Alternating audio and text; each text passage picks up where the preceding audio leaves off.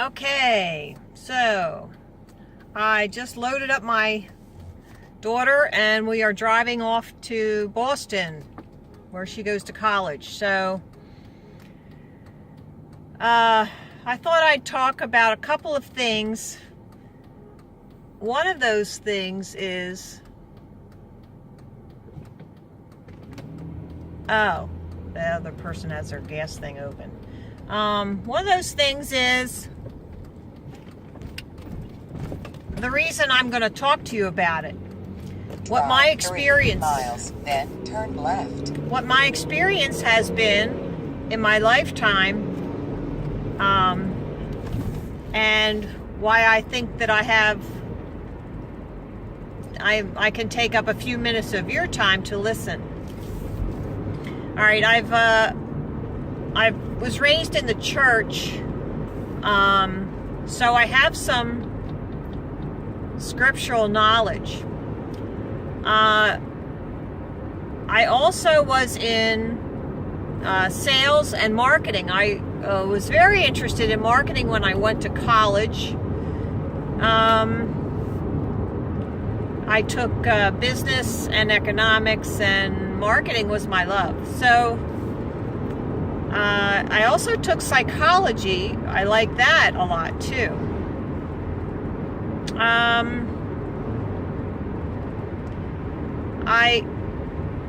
I was a Mary Kay consultant. Now you're going to laugh and you're going to say, oh, well, that's just this dinky little, cosmetics where just girls, who don't know anything. No, it's a well-respected organization. And what I want you to know about that is that they have great training. If you take advantage of their training and really follow what they say, it's very good sales training. One of the things that they will teach you, and I will never forget, is hooray for the nose.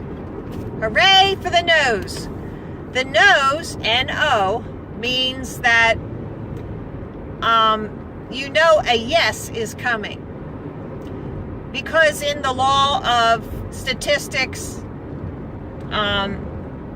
you can't get 100% no's. There has to be a yes in there somewhere. So there was a way of figuring out how many no's you get for yeses. And if you are on your game, which means that you are putting forth your best effort and overcoming objections, which was something else I learned there. If you overcome their objections first, then they can't bring them up. You see? So everybody that you speak to is going to be thinking of a way to trip you up. When you're telling them about flat Earth, they're thinking, oh, well, this guy's nutty, so we're just going to pull something out of our hat, something that we remember from the public school system, and we're going to throw him off. Like we don't know anything about the heliocentric model. So what you got to do is, when you're teaching flat Earth, in 0.5 miles, turn left. Thank you. When you're teaching the flat Earth, and I say that purposely, when you're teaching flat Earth, you have to anticipate their objection. And you can easily do this because if you talk to more than one globalist about flat Earth, you're going to hear those objections coming right to you. So instead of waiting for it to come to you and addressing it, it's like they're winning a point. So overcome it. Just bring it out right away. And then you can address it on your terms.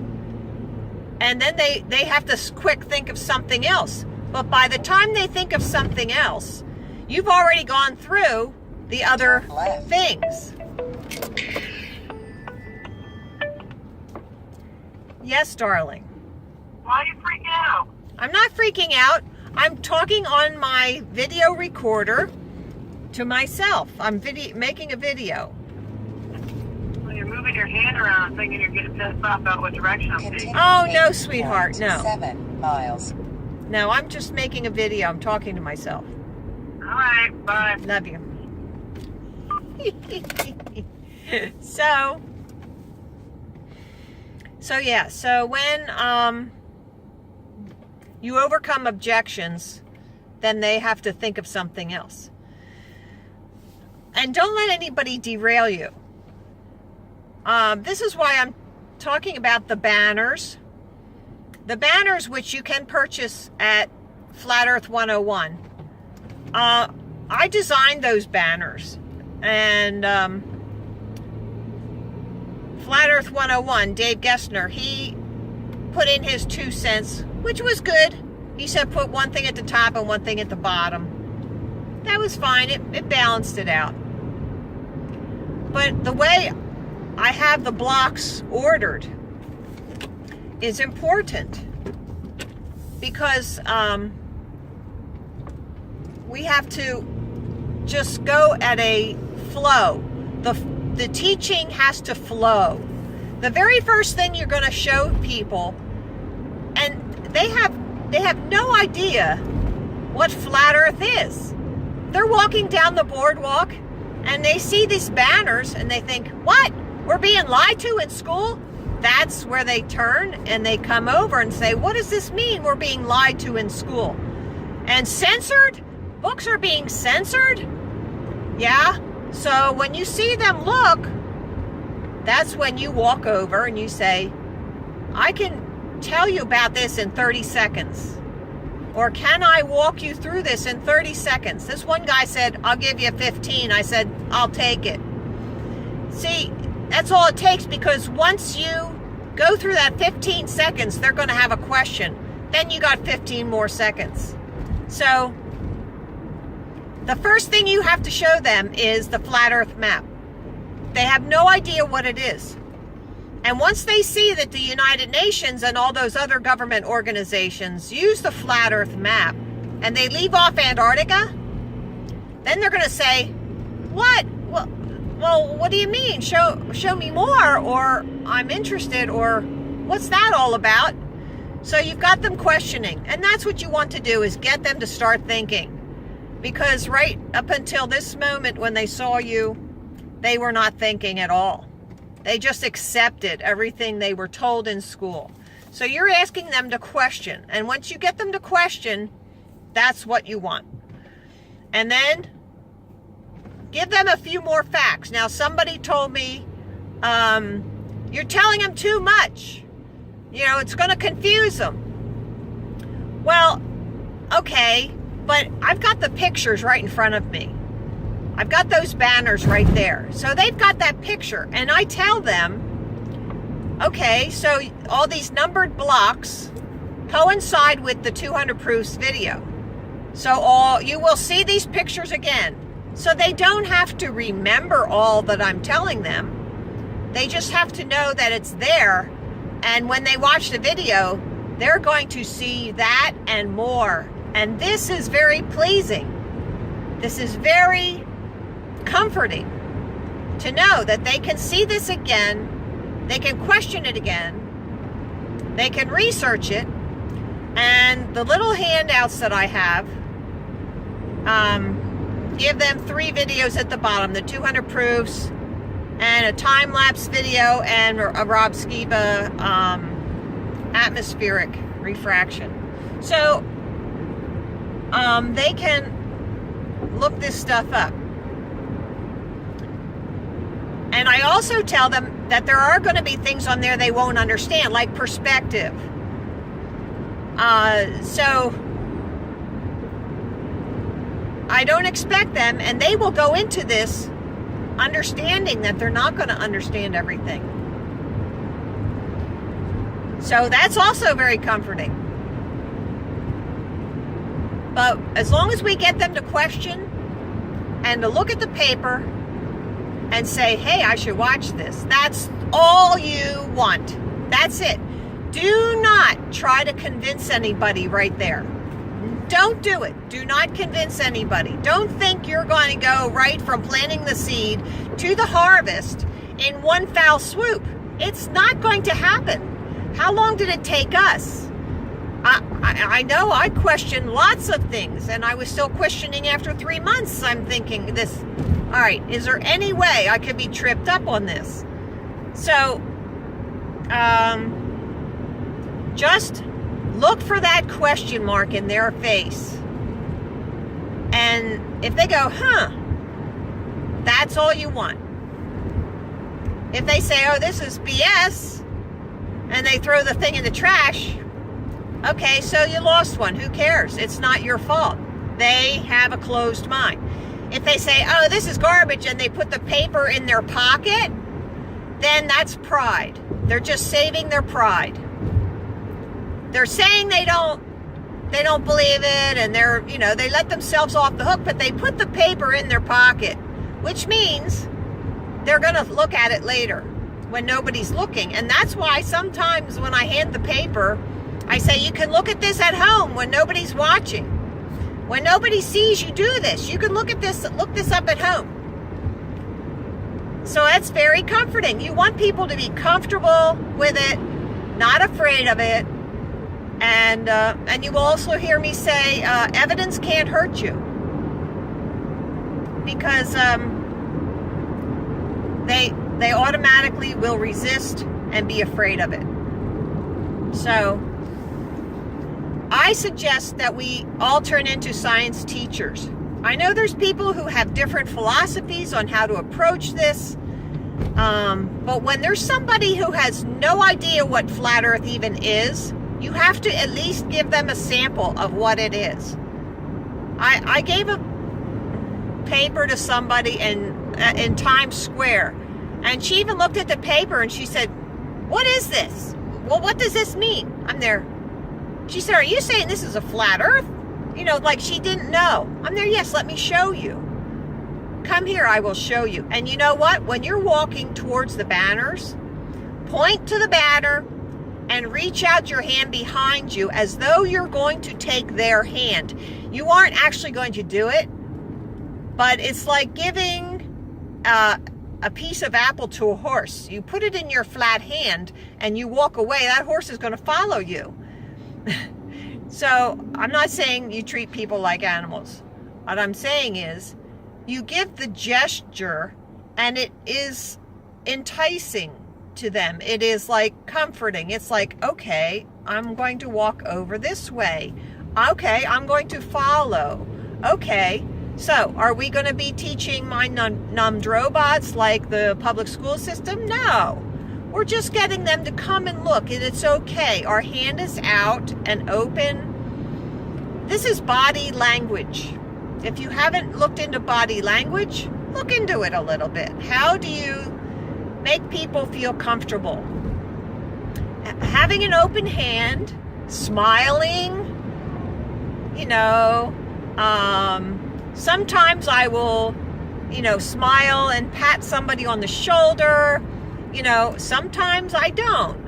It depends. If they smile back, I feel okay, I can pat them on the arm. You want to be totally respectful. Try not to touch. Don't be too touchy. That's too much. That's a different message you're sending. But you have to read people. Try and read them. Look at their facial expressions. How far can you push somebody?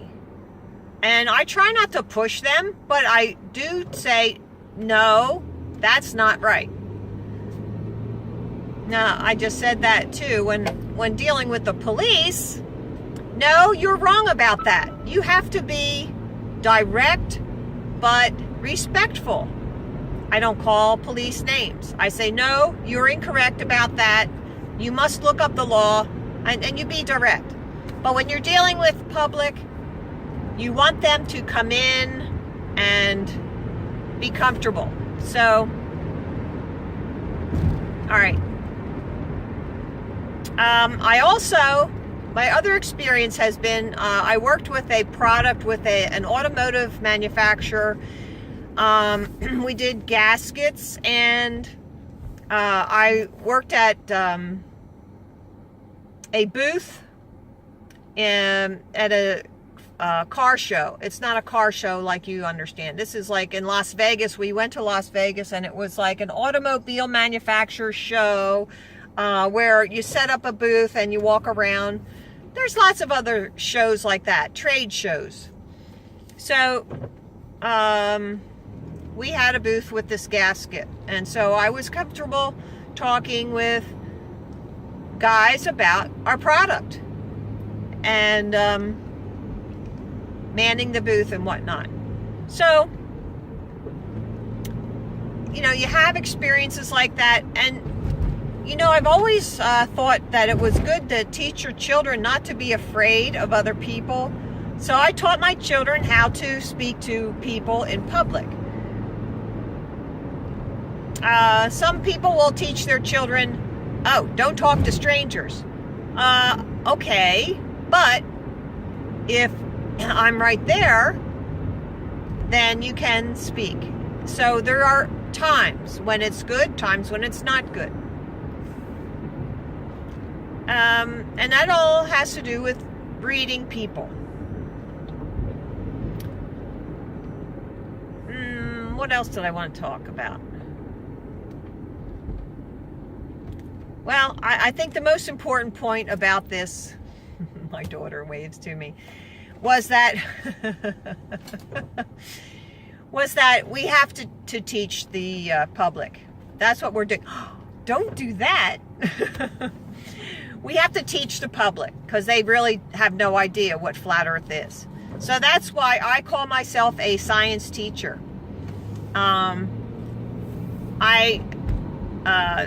do not think that it's wrong to use that terminology that you are a science teacher, because we already know more than the science teachers in the public school. I'm telling you, we know more because we apply our science, we've tested it ourselves. We're not just parroting back what's in a book. So have that confidence that I've studied this 2.5 years. Who studies science for 2.5 years? I mean, even in the colleges, you don't get that much. You get different courses, which may add up, but nah. We are earth science teachers. You can be assured of that. The other thing I want to touch on is the why. Why do we go out and do this? The why is because we love. That is the way. Love is the way. Truth is the thing. And life is our purpose. So, way, the truth, and the life. Have you ever heard that before? That's what this is.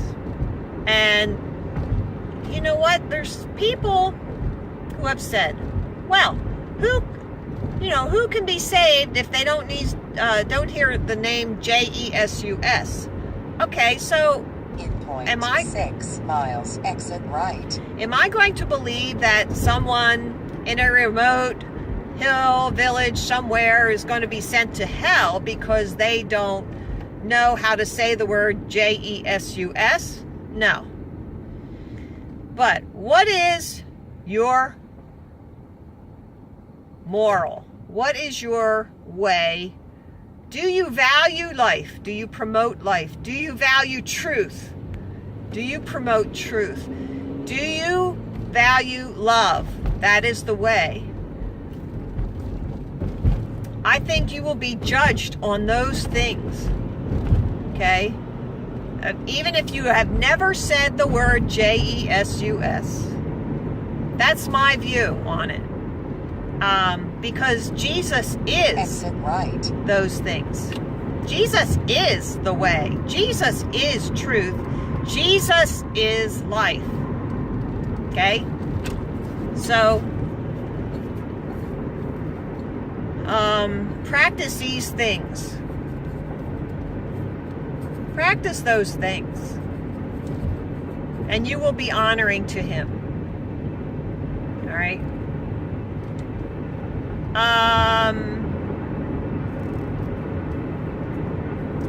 I guess that's all I really wanted to say for now. The banners are for sale on Flat Earth 101, and I'm constantly updating the banners. I'm using magic marker. I'm using 47 miles. clear packaging tape, and I'll cut something out of a picture and I'll paste it on there. And then for the next banner, I'll send it to Dave and I'll say, Dave, you need to update this picture. It's got to be better. And he's done those things and they've gone out in a better format than what I have. I'm thinking right now of cutting out 2 pictures and switching them between the Censor and the Lies banner. Because I want to get the star trails next to the heliocentric squiggly model. I don't know what they call that, but there's no way you can have star trails when you have this heliocentric sun flying through space and these planets, you know, twirling around in a spiral. Maybe that's what they call it, the spiral, following everybody. So it is quite interesting when you see those 2 next to each other that it would be impossible to have that. So these are all things I was thinking about. But go out and teach. That's what we have to do. Go and teach. Isn't that what we were told to do? Go and share the gospel. And what does the word gospel mean? It means good news. Have we not received good news? Good news that we aren't crazy. That yeah, what we thought in school, which was a waste of time, because intrinsically we knew, instinctively we knew, we were being told poppycock, baloney, BS. So now the good news is we're not crazy. We're not. We actually were more intelligent than the average person. And you know what? Think of all those dumb kids who got straight A's. Hello? They aren't thinking at all. They're just like tape recorders. And those are the kids who became doctors. I'm sorry, I don't want them working on me. I'm not going under the knife of a kid who just parroted back something in a book. Nope. Do not ever operate on me. The only way I would ever want a doctor working on me was if I was in an accident and I had broken bones and they were going to patch me back together. That's the only way. So, the rest of my health, I can take care of myself. Please research health. Please look into that hyperbaric oxygen therapy. You know, they're telling the kids now that oxygen is corrosive and it's actually bad for you. Oh my gosh. What? They are just totally misleading our children. So teach your children yourself. Like I told that woman who had a master's degree in physics. I said, you come up with a curvature formula. You go find evidence for the curvature. And then you teach your children. And you know why she came back? I hope you watched that Jim Thorpe video. I'm not sure which one it was. Number 2, maybe. They went past our banners laughing. And I said, really? I will debate you with half my brain tied behind my back. Thank you, Rush Limbaugh, for that little quip. Because that's where I got that from. And yeah, she walked past, and then you know what? They all turned around. I didn't know it, but they all came back. And then I later remembered, hey, they were the ones that went past laughing. But they came back, and she was also the one who thought the Pacific Ocean was higher than the Atlantic Ocean. And you know what? I also remember being told that. I also remember being told that in school and thinking, well, wait a minute, what happens at the bottom of South America? What happens down there? But you don't argue, because the teacher is the authority. And if you want to pass the school, the class, and your parents don't know, because when they went to school, things were not as bad. My mom went to a one-room schoolhouse. They walked to school. My mom's 90 now. And it was connected with the church. And her father was like on the school board. What there was of one. So the controls were very, very local. And now we have a federal control, which means everybody in the country is going to be held to a wrong standard. Shoot. So, okay. I think my time's running out. I'm going to get going, and then I'll talk to you later, but thanks for listening.